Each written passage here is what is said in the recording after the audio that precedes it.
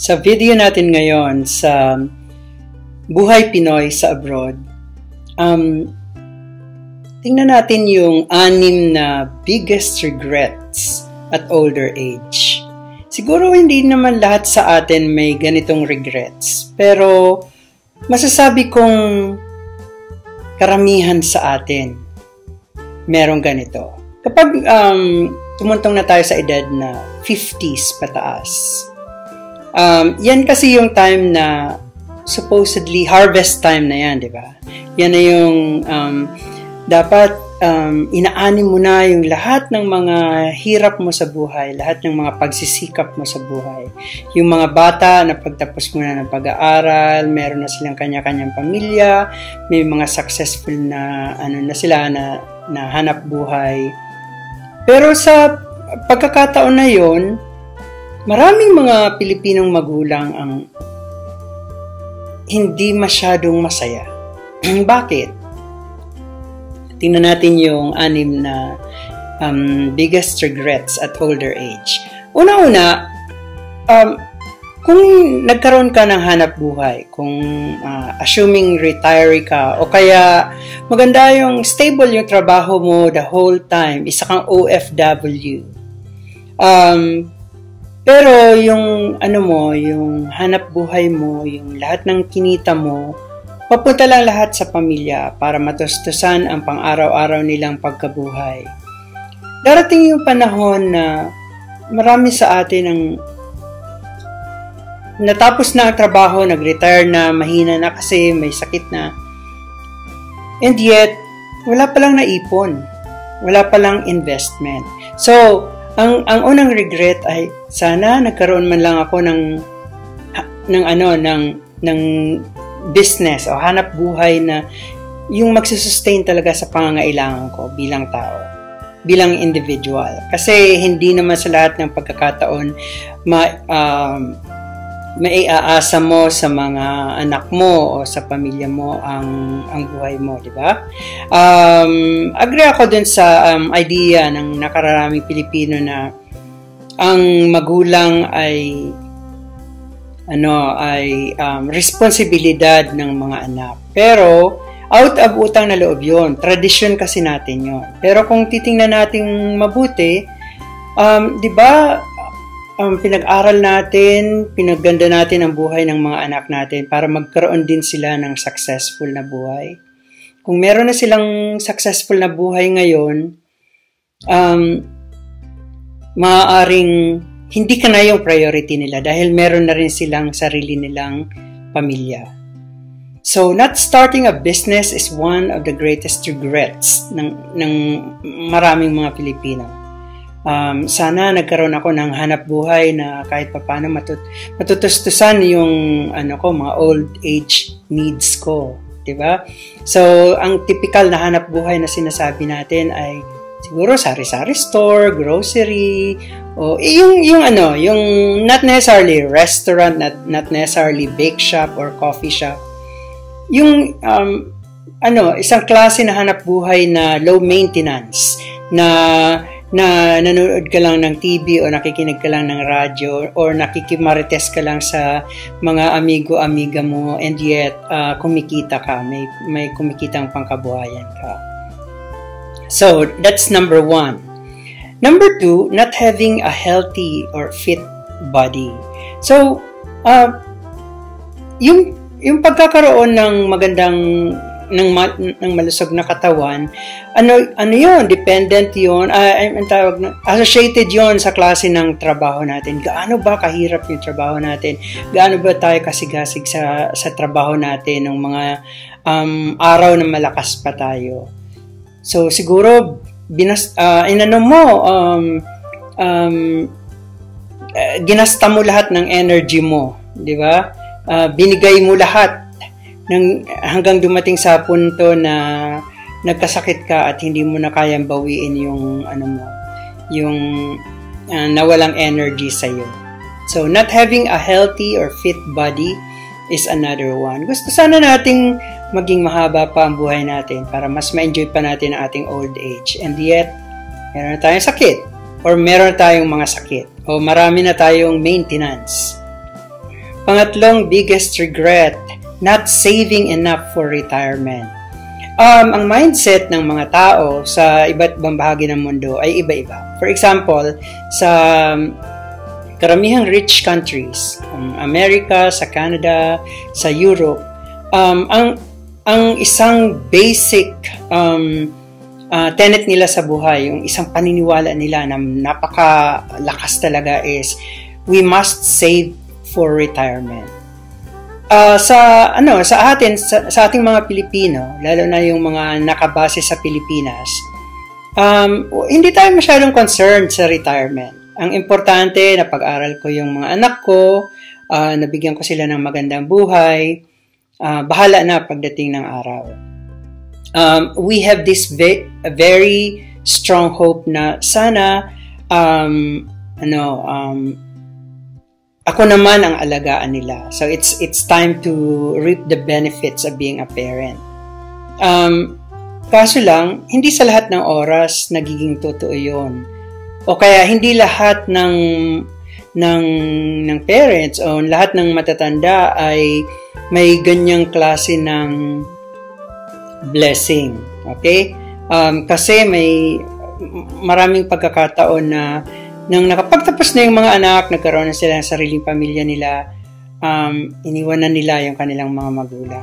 At least sa Amerika, sa karamihang European countries, may tinatawag na mga elderly homes, mga retirement homes. Yan kung meron kang pangtustos.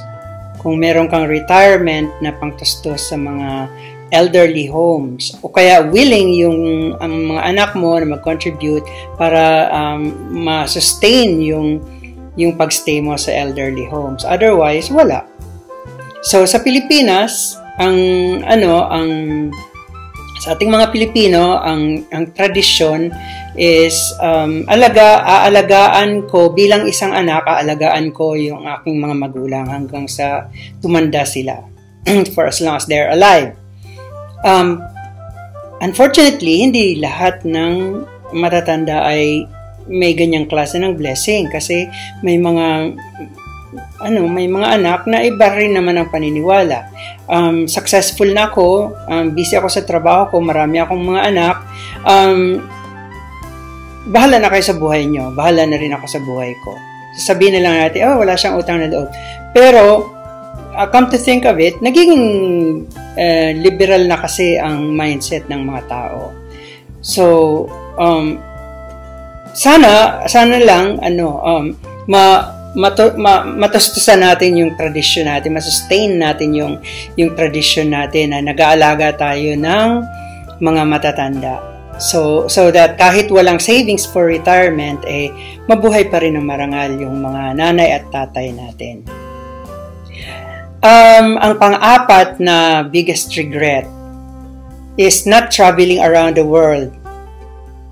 Hanggang saan na ba ang narating mo? Kung ang lugar na narating mo ay hanggang bayan lang, medyo sayang naman, di ba? Sayang yung panahon na nagsumikap ka, ginawa mong araw ang gabi para magtrabaho, magpakahirap, and yet wala ka man lang ibang narating. So usually nagiging practice na to ng mga tao ngayon, especially after pandemic, na naging mindset na nila na life is short. So, hindi na tayo tututok lang sa savings, hindi na tayo tututok lang sa property accumulation, kundi mag-travel naman tayo. Kaya, busy na lagi ang mga airports, yung mga tourist destinations, buhay na naman dahil mas dumarami pa ang mga taong nagsusumikap na marating yung mga tourist destinations na yun. Hindi dahil nagwawalda sila ng pera, kundi gusto rin nila ng makatikim ng ibang experience other than the local experience na natitikman natin sa lugar natin. So, not traveling around the world is another biggest regret at older age. So, habang malakas pa tayo, mag-ipon, mag-file ng leave at mag-travel. I'm sure marami sa inyo na makaka-relate sa akin dito, 'di ba? Sa mga healthy younger generations ngayon ng mga Pilipino, karamihan sa kanila nagma-mountaineering, nagka-camping. Ang ganda-ganda ng ganyang klase ng mindset. So, gather your friends and have fun. Magplano kayo kung saan kayo pupunta. Punta sa beach, punta sa kung saan-saang mga trekking, mag-camping, o kung ano man. Another one is not spending much time with family. So, busy ako masyado, lalo sa ating mga OFWs. I think this is one of the greatest regrets na ang buong panahon ko pala, ang lahat pala ng oras ko, in-spend ko sa ibang tao, sa pag-alaga ng ibang tao. Hindi ko man lang naalagaan yung mga anak ko. Lumaki na yung mga anak ko, napatapos ko sila ng high school, ng college, and yet, hindi pala ako nag-alaga sa kanila. So, huwag kang magtaka kung malayo ang loob sa'yo ng anak mo. Ang iba, iluluhan na lang nila yan dahil in spite of all the hardships ng pagtatrabaho nila sa abroad, ng pagkawalay nila sa kanilang mga pamilya, parang hindi pa rin appreciated yung kanilang presence ng umuwi nila. Ang isang dahilan po doon ay malayo ang loob nila sa'yo dahil hindi naman nila kayo masyadong kilala. Hindi naman kayo familiar sa kanila dahil nga sa matagal na panahon ay malayo kayo sa kanila. And finally, ang isa pang biggest regret ay not expressing personal feelings. So, yung pagsabi ng I love you, I care for you, mahal kita, yung pagbigay ng mga simpleng bagay na pagsulat man lang ng card, pagsulat ng love letter, pagbigay man lang ng bulaklak, yung pag-treat man lang, i-treat kita sa Jollibee, tara. Di ba? That's one expression of personal feelings. O kaya maglakad-lakad tayo, mag-date tayo, mag-window shopping tayo kahit wala tayong pera. So, yun. Ang isa pang aspeto ng personal feeling is yung feeling mo towards yourself. So, ang tanong, sa matagal na panahon, minahal mo ba ang sarili mo? Inintindi mo ba ang sarili mo? Pinagsikapan mo bang i-address yung mga personal needs mo? Ang tawag doon ay self-care. So, after the pandemic, once again, natuto na ang mga tao, ang daming namatay, and biglang-bigla nawala na lang sila sa mundo, nag-disappear na lang sila, kinalimutan sila ng mundo, and yet, sa panahon ng recording na to, andito pa rin tayo. Hindi ba, magandang paraan ng magandang dahilan ng pagpapasalamat. So, I think we should be thankful, we should be grateful, and we should express thoughts about our personal feelings. Magpasalamat sa Diyos,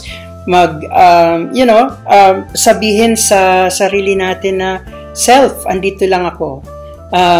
Buhay pa rin tayo, nag-survive pa rin tayo. So, ito yung 6 biggest regrets sa older age natin. Una, not starting a business. Nagkaroon man lang ng racket or side hustle na ang profit ay pang atin lang, pang savings ko lang, panglagay ko sa stock market, pang wardi-wardi ko lang, pambili ko ng mga pangangailangan ko. Hindi to para sa kanila. Secondly, not having a healthy or fit body. Thirdly, not saving for retirement. Ang pang-apat, not traveling around the world. Pang-lima, not spending much time with family. At yung pang-anim ay not expressing personal feelings. So kung kayo po ay nanonood nito at nakaka-relate kayo, at kung kayo ay nasa healthy, younger age, simulan na natin ay achieve isa-isa ang mga ito. bago pa tayo magsisi sa huli. Kasi kung dumating na yung panahon na gusto ko na rin magpahinga, gusto ko na rin matulog na lang sa bahay, gusto ko na rin nakataas ang mga paa ko at nanonood ng TV, or nag-aalaga ng apo, or nagwawalis sa paligid, nagsisiga sa likod bahay, at least meron tayong napala sa buhay natin, di ba? Meron tayong konting naipon, nakapag-travel na tayo, marami tayong time to spend with our family, na-express natin personal feelings natin. Meron tayong pera, revolving pera. Meron akong mga apartment units, kunyari, na may nagre-renta at on a monthly basis ay meron akong kumikitang kabuhayan. Ngayong panahon, uso na yung Airbnb. So, sana patulan natin yung mga ganong klase ng trend. Yun, sana po may nakuha kayong konting tips dito sa ating episode ngayon sa Buhay Pinoy sa Abroad. Dito sa ating channel, hindi lang yung tungkol sa Buhay Pinoy ang pinag-uusapan natin sa Amerika o sa abroad, kundi mga tips na rin kung paano pumunta sa abroad, paano ang buhay kapag bumalik na tayo sa Pilipinas para finally mag-settle down or mag-retire, at kung ano-ano pa. Kung meron po kayong gustong ipa-cover sa akin na topic, sulat nyo lang sa comment, pag-aaralan ko, tapos itatag ko kayo kapag nagawa ko na yung video. Maraming salamat po.